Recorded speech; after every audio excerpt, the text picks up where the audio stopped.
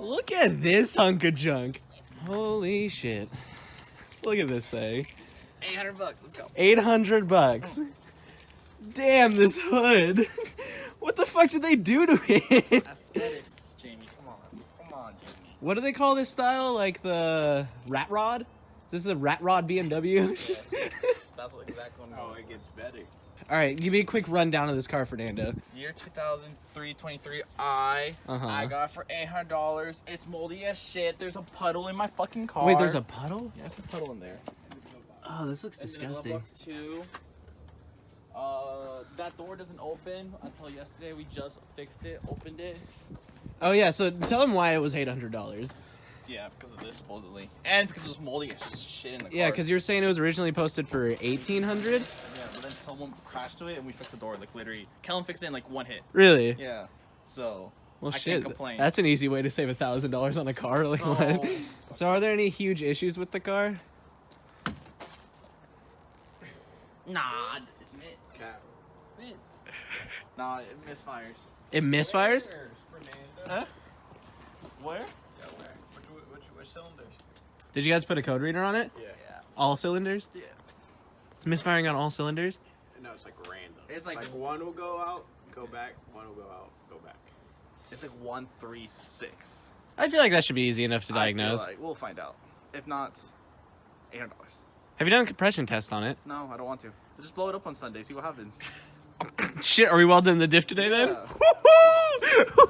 That's exciting. All right, bet. Just blow it up on Sunday, and if it blows up, There's a Your motor motor. for sale. yeah, it's a motor for sale. Bet. Fucking send it. It is what it is. 800 bucks? Why not? All right, so we've got about 2 days until the next event. I've got a couple things that I want to get done on my car before the event. I've recently figured out that I have a pretty major leak coming from the oil filter housing bracket, so I picked up a new gasket for that, and then along with that, I also picked up some new brake shoes for the rear because I want to actually try and get this handbrake working. Because I've gone all 8 of my last events without a handbrake, and I really want to start learning how to drift with a handbrake. So we're going to install those brake shoes today. We're going to get that new gasket in, and hopefully getting that gasket in will reduce my oil leaks because I've been leaking a metric fuck ton of oil. All right, I've got the oil drained. Now all we got to do, we got to take out this air box, then we got to get off the alternator so we can get to the bolts that hold on this oil filter bracket down here.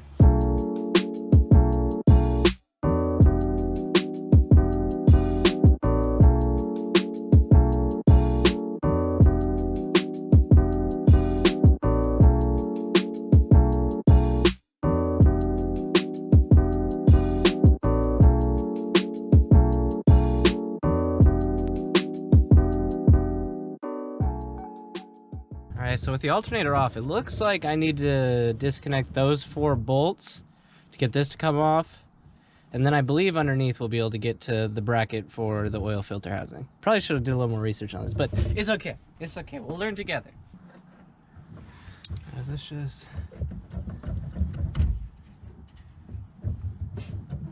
Or is there another bolt holding on? I feel like that should just come off.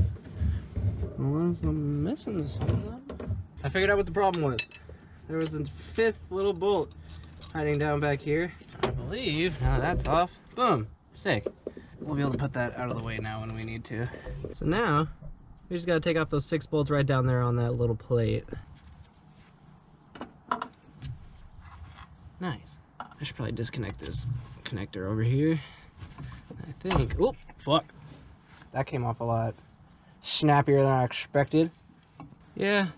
This gasket has definitely seen better days. So along with replacing this gasket, I'm also going to be replacing the O-rings that go on here. I figure since I'm already going to be in here, I just might as well do it, you know?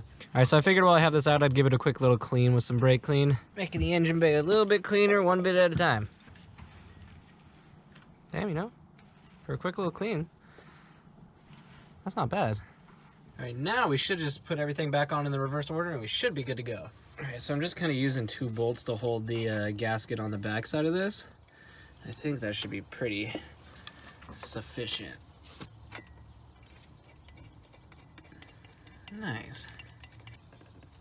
Yeah, those are all tight enough. Definitely tight enough. Now I just need to get that bracket back on, get the alternator back on it, attach the pulley, and then get the belt back on here. And we're good. That's all. Easy. So I'm draining out the oil filter canister right now, the top portion of it, to change the filter.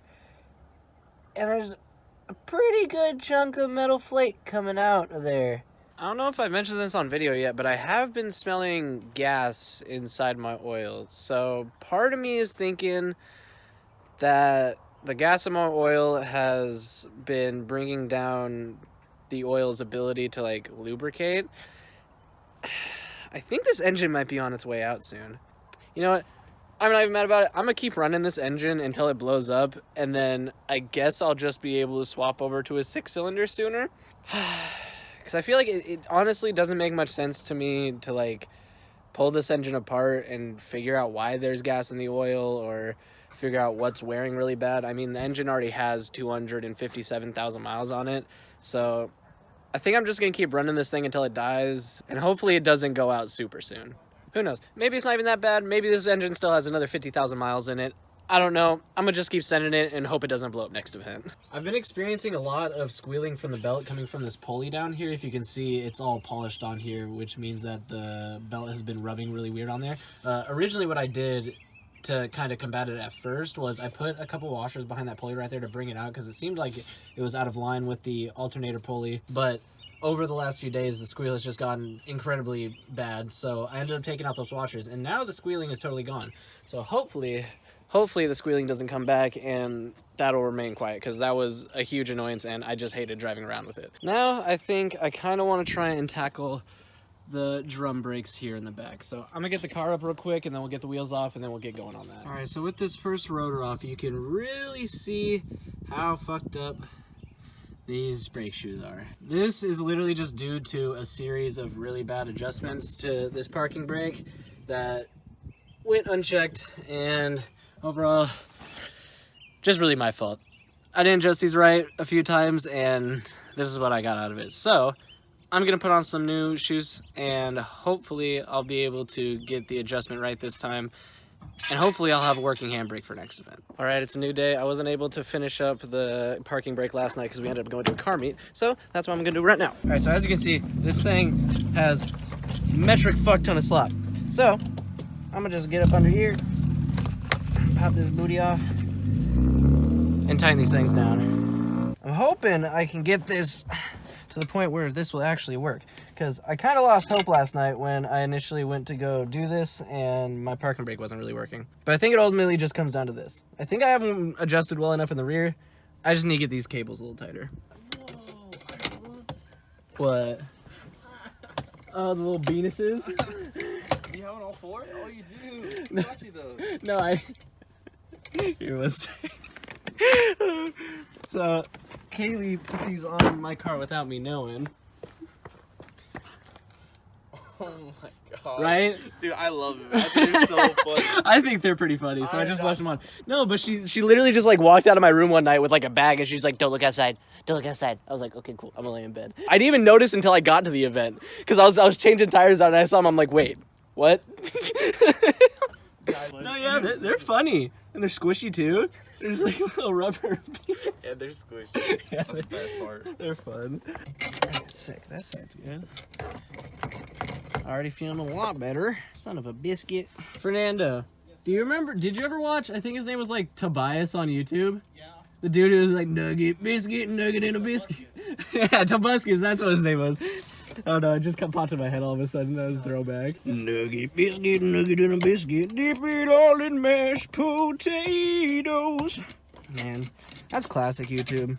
Alright, I pretty much got this handbrake about as good of adjusted as it can be. So I'm gonna go break it in real quick. Essentially, breaking in the parking brake is a series of pulling the handbrake up and driving for like a football field at like 22 miles per hour or something like that, and then letting it down, let it cool down, and then repeat that a few times. So I'm gonna go do that, and then I might have to try and give this a test to see if I can even lock up the wheels, because I don't have very much faith that it will be able to lock up the wheels, but I don't know. We'll see. So I don't know how, but my passenger side parking brake shoes are rubbing like a motherfucker, and they started to squeal. So I'm pulled over on the side of the road right now waiting for Kellen to come bring me a 12mm wrench.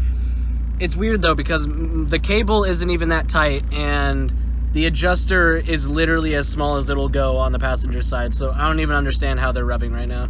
But hopefully, if I can loosen up this cable a little bit, maybe that'll help. So I don't know. I'm waiting on Kellen right now. Hopefully he gets here soon. Hey, there he is. You have my 12 millimeter? Yeah. Oh yes, very good. Thank you, thank you.